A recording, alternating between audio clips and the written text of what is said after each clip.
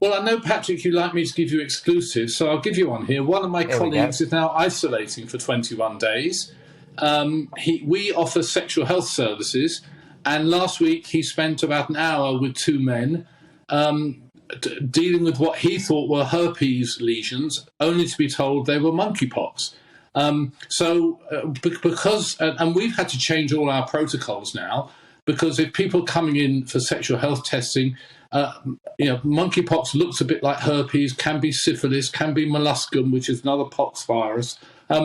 So we've had to be very careful. So it's having a direct impact on us.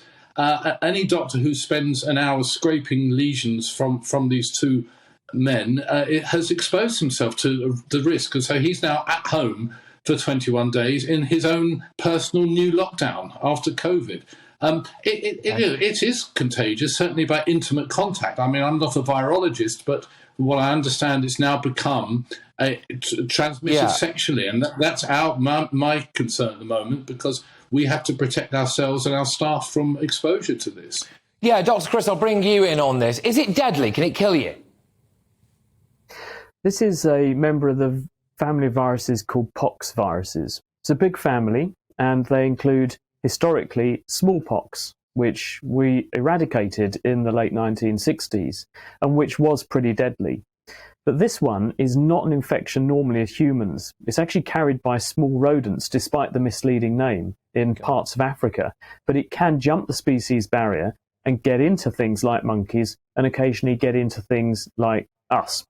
And when it does so, depending upon what variant of it you catch, there can be between a 1 and a 10% mortality rate. So it's not trivial, and because it's judged to be a risk disease, and it's very rare in our country normally, that's why it's being taken very seriously. Now, normally, we can track a history of travel to an endemic area. People go to those parts of Africa where the disease is, they pick it up there, they come to the UK, and we can then identify where they got it, who they've been in contact with, and we can stop it. Now, what's alarming people at the moment is that although in the early stages of this present mini outbreak we're having, there was a documented history of travel to Africa by one case, we've subsequently picked up quite a few cases where there's no evidence of travel.